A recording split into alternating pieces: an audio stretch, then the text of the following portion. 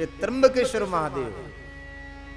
त्र्यंबकेश्वर इसीलिए हम कहते हैं उस पीठ के अंदर 3 शिवलिंग है, एक ब्रह्मा का प्रतीक, विष्णु का प्रतीक और महेश का प्रतीक। इसमें से निरंतर गंगा जल आता रहता है। अंदर जाकर जिस व्यक्ति ने पूजा करी होगी उसको मालूम होगा कि अंदर जल निरंतर अविरत रहता है। प्रातःकाले अंदर जाने की छूट है, सभी कोई पण भाई धोती पहनकर जा सकते हैं। 3 लिंग है अंदर, इसीलिए त्र्यंबकेश्वर महादेव। ब्रह्मगिरी पर्वत की बहुत महिमा है। महाराष्ट्र निवासियों ब्रह्मगिरी पर्वत की परिक्रमा करते हैं। पर्वत ये शंकर भगवान का स्वरूप है, ये लिंग का स्वरूप है। ब्रह्मगिरी पर्वत की परिक्रमा करने में 14 दिन लगते हैं, 14 दिवस लागे। पर्वतों की परिक्रमा की महिमा है। महाराष्ट्र निवासियों ब्रह्मगिरी पर्वत की परिक्रमा करें और वैष्णव गोवर्धन पर्वत की परिक्रमा करें, गोवर्धन परिक्रमा। और कामदगिरी पर्वत की परिक्रमा, चित्रकूट कामदगिरी पर्वत की परिक्रमा होती है। और हम सब गुजरातियों कौन ही परिक्रमा करें? लीली परिक्रमा, हुकाएली नहीं, लीली गिरनार की परिक्रमा हम सब करते हैं। पर्वतों की परिक्रमा की बहुत महिमा है। હમણાંજી અમે લોકો ટાંઝાનિયા દેશ, આફ્રિકાનો એક દેશ છે ટાંઝાનિયા, ત્યાં ગયેલા હતા અને પ્લેનમાંથી ઉતર્યા એટલે ઘણા બધા પત્રકારો હતા. એને એવો પ્રશ્ન કર્યો કે આ ટાંઝાનિયા દેશને ને ભારતને કેમ સંબંધ છે? તો મેં કહ્યું ટાંઝાનિયા દેશને ને ભારતને એટલા માટે સંબંધ છે કે તમારા ટાંઝાનિયા દેશમાં અમારો મેરુ પર્વત આવેલો છે, માટે અમને તમારી સાથે સંબંધ છે. આપણો મેરુ પર્વત એ ટાંઝાનિયા દેશમાં આવેલો છે. અંતે તો આ ખંડ સાથે ભેગો હતો, પણ એ તો ભૂસર્ગને કારણે વચ્ચે સમંદર આવી ગયો ને આ ખંડ જુદો પડી ગયો. મેરુ પર્વત ત્યાં આવેલો છે. બહુ ઊંચાઈ વાળો પહાડ છે મેરુ પર્વત. આપણા શાસ્ત્રોમાં મેરુ પર્વતનો બહુ જ મહિમા છે.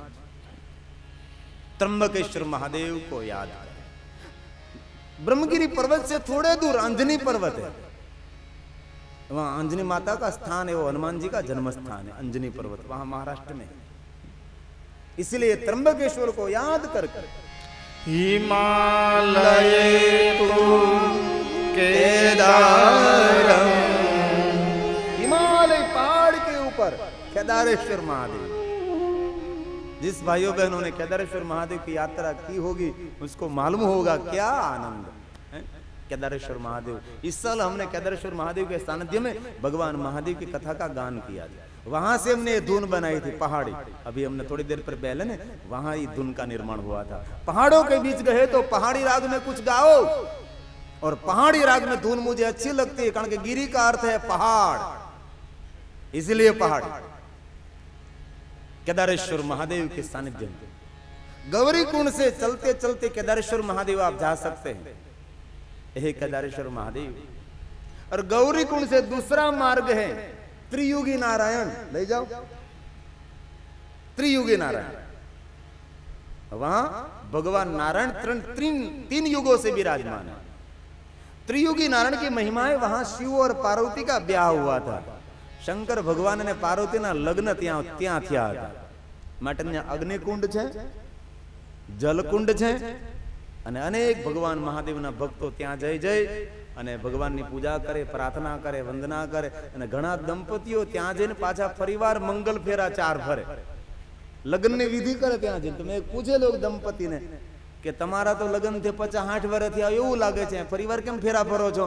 તો કે આ સ્થાનનો મહિમા એવો છે કે કોઈ પણ દંપતી અહીંયા આવીને 4 ફેરા ફરે, લગ્નની વિધિ કરે તો આવતા જન્મમાં એ જ પતિ મળે ને એ જ પત્ની મળે. માટે પણ આ 4 ફેરા કોને ફરાય? હરખું મળ્યું હોય એને, બાકી નો આ કરાય. યોગ્ય પતિ જેને પ્રાપ્ત થયો અને યોગ્ય પત્ની જેને પ્રાપ્ત થઈ હોય તેને ત્રિયુગી નારાયણ જવું, ફેરા ફરવા, જેથી કરીને આવતા જન્મમાં એ જ પતિ મળે અને એ જ પત્ની મળે. એક ભાઈ મળ્યો તો મને કે મારે ત્રિયુગી નારાયણ જવું. મને કીધું હું લેવા જાઉં? કે ફેરા તો ફર્યા પણ પાછા ઉખેડવા જાઉં છું. એકવાર ફરાય તો ગયા પણ હવે ત્રાહિમ મામ શરણાગતમ, એટલે થાકી ન ગયા હો તો ત્રિયુગી નારાયણ જાવું. અને થાકી ગયા હોય તો કેવું કે હવે મહાકાલી કલકલતા વાલે તારા વચન ન જાય ખાલી, તારામાંથી મુક્તિ મળે તેવી પ્રાર્થના. તો મુક્તેશ્વરની પૂજા કરવી. केदारेश्वर महादेव की महिमा अधिक है और आगे बाबा को याद करें. कृष्णेशं च शिवालये एतानि ज्योतिर्लिङ्गानि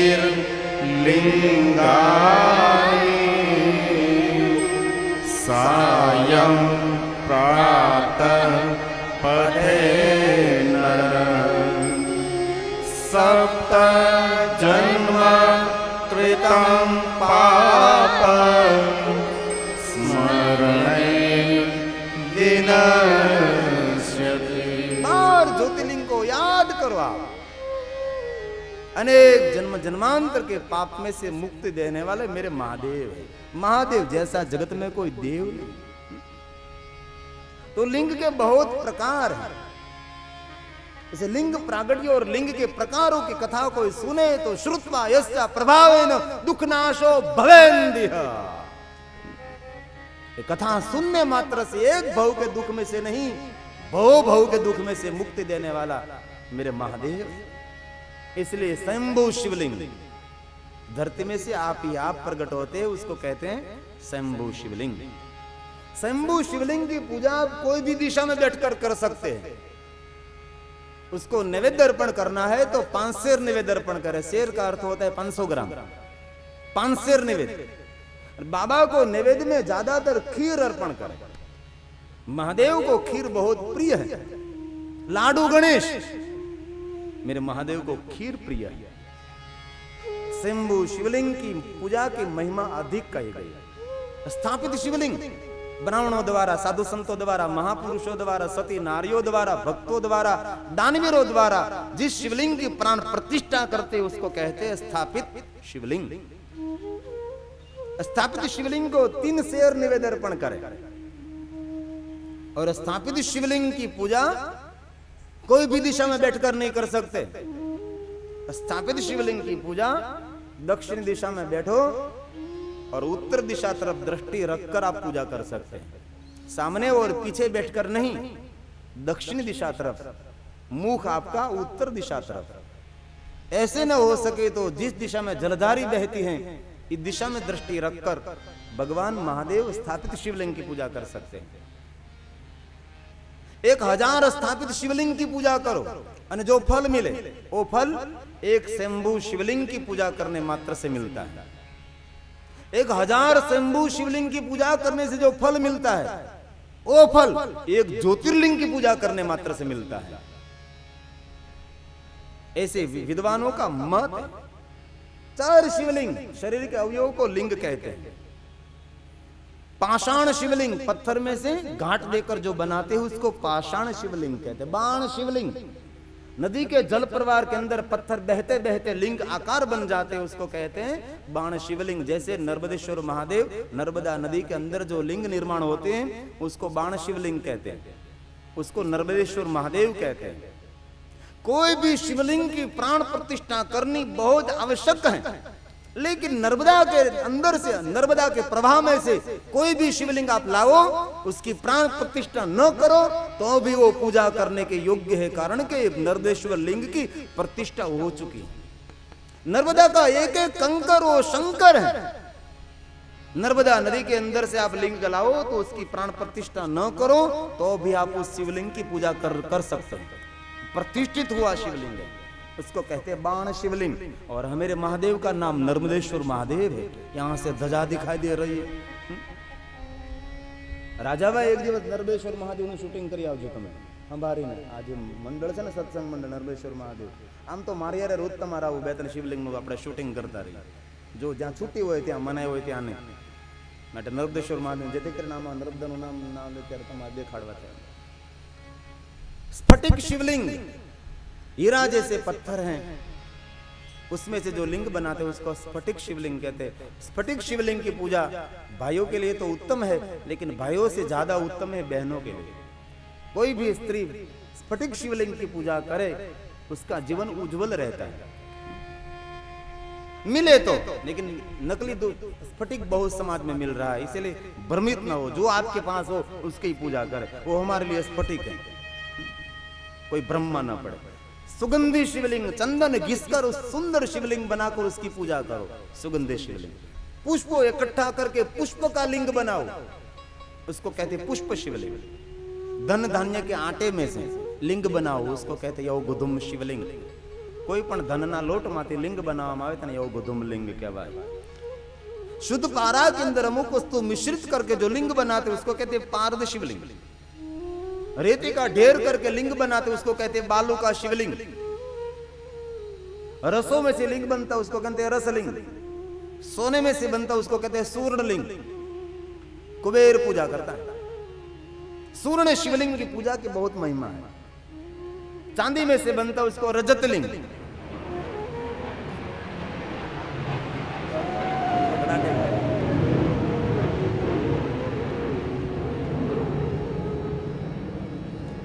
तांबा माथी बनाववामां आवे तेने ताम्रलिंग कहेवाय छे। रत्नों माथी जो बनाते उसको रत्न शिवलिंग कहते हैं। परमात्मा को दीप जलाते उसको दीप शिवलिंग कहते हैं। दीप की ज्योति उसको ज्योतिर्लिंग कहते हैं।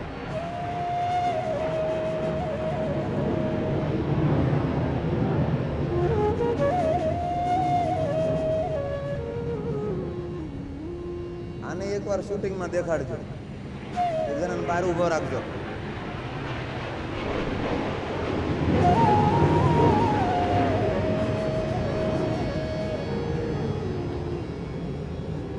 आ जामनगर में आवीने एक वस्तु तो जामनगर वाला माणसों में सहन शक्ति बहुत है, तो हजा सहन करे ने बधुं।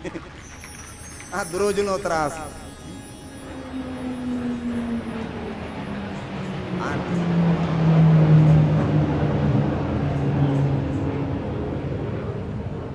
आने क्यों रूट बदले रूट बदले।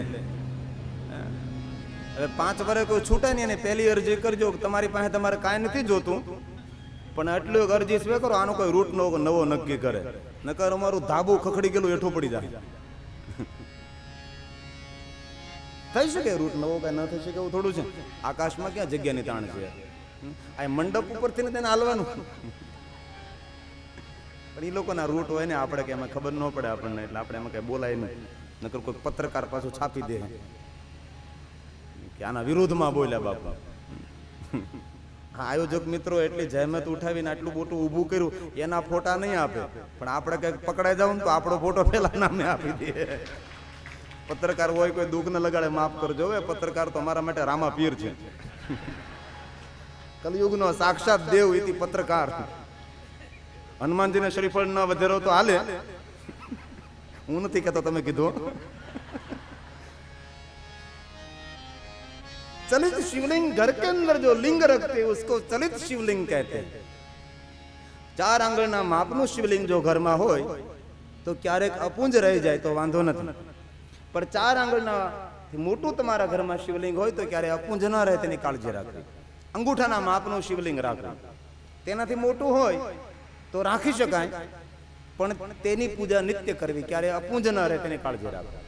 તમે બહાર ગામ જતા હોય તો તમારા કોઈ સગા સંબંધી કોઈ ભક્ત હોય અથવા કોઈ તમારા કુળ બ્રાહ્મણ હોય, કુળ ગોર હોય, એમને લિંગ આપતા જાઓ કે અમે ભાઈ 15 દિવસ માટે બહાર ગામ જવાના છીએ, માટે અમારા ભગવાનની તમે પૂજા કરજો। આ રીતે નિત્ય તેની પૂજા થાય તેવું કરવું, તેને ચલિત શિવલિંગ કહેવાય। આત્મલિંગ, गुरुलिंग, हमारे जो सदगुरु है उसको भी कहते हैं गुरुलिंग। सदगुरु मानव नहीं है। जो सदगुरु मानव है तो हम क्यों बोलते हैं गुरु ब्रह्मा गुरु विष्णु गुरुदेवो महेश्वर। गुरु साक्षात भगवान, गुरु हमारे लिए तीर्थ है, सदगुरु हमारे लिए साक्षात महादेव का स्वरूप है। इसीलिए सदगुरु को गुरुलिंग कहा। जैसे आप शिवलिंग को बिल्वपत्र अर्पण कर सकते, वैसे ही सदगुरु को भी बिल्वपत्र अर्पण कर सकते, कारण कि ये शिव का स्वरूप है, उसको कहते हैं गुरुलिंग। तो 2 मिनट के लिए अपने अपने सदगुरु को हृदय से और भाव से याद करें। यहाँ हम सभी जो बैठे हैं ना, ये कोई सदगुरु की कृपा है, अपने माता पिता की कृपा है, पूर्व जन्म के पुण्य का ये फल है। अगर यहाँ कौन बैठ सकता है? इसीलिए कथा मंडप में जो बैठे हैं ना, उसके पीछे कोई शक्ति काम कर रही है। कहां आप पर कोई सदगुरु की कृपा है, माता पिता की कृपा होगी, अथवा आपके पूर्व जन्मों का पुण्य होगा।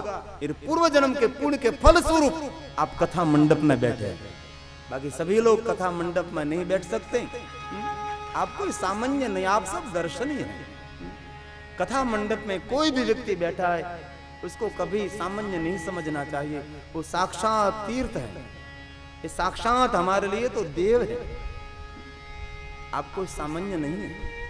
इसलिए हृदय से, भाव से, भक्ति से अपने अपने सदगुरु को याद करें। सदगुरु का दर्शन करने से कल्याण होता है, वैसा नहीं कहा। सदगुरु को याद करने मात्र से कल्याण होता है। इसलिए भाव से गुरु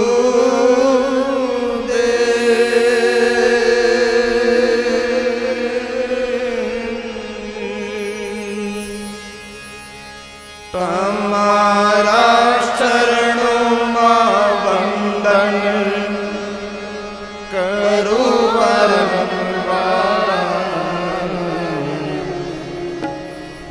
गुरुदेव तो ज्ञान मूर्ति कहवा, गुरुदेव तो ज्ञान मूर्ति कहवा, गुण लागवा दर्शन था,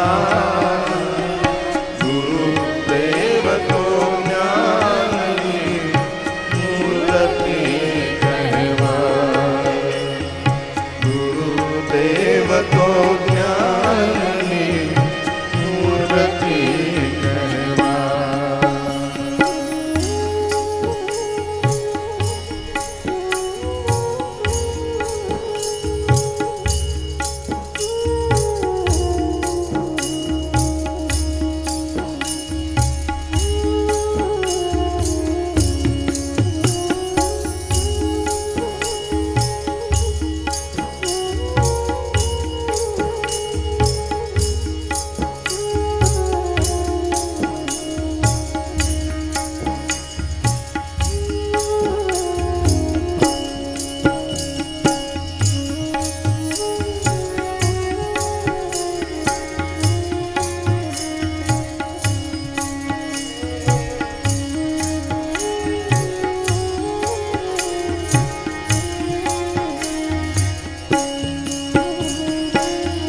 गुरुजी तमारा दर्शन करता, ज्योत आनंद विद्यादे,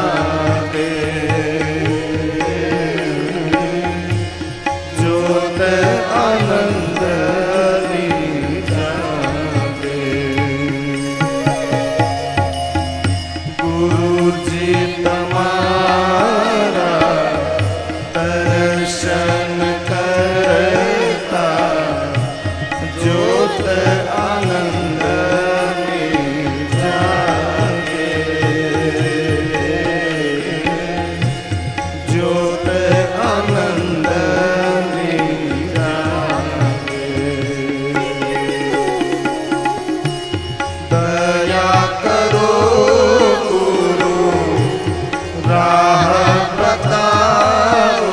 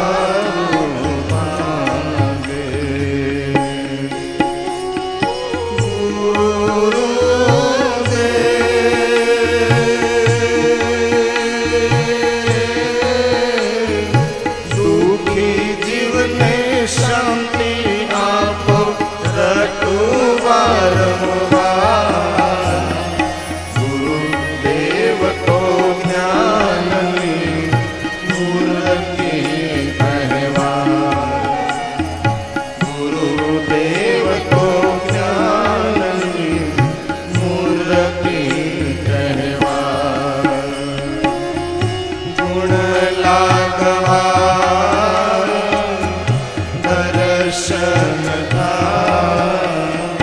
गुरु देव तो ज्ञानी मूर्ति कहवा गुरु देव तो ज्ञानी मूर्ति कहवा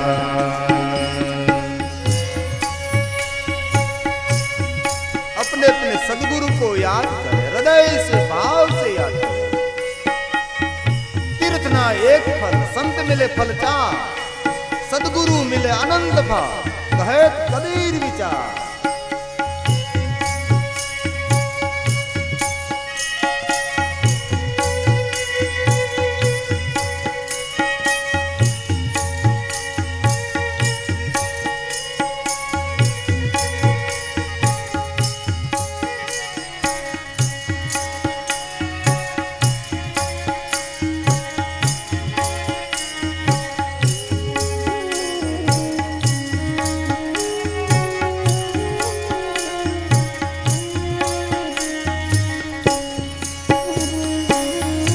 आत्मा तमारो पर उपकारी उपकार करो अंतर्यामी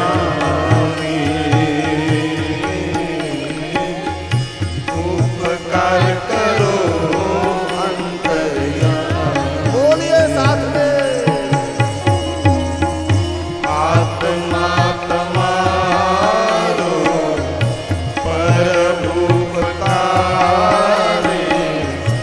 उपकार करो अंतर्यामी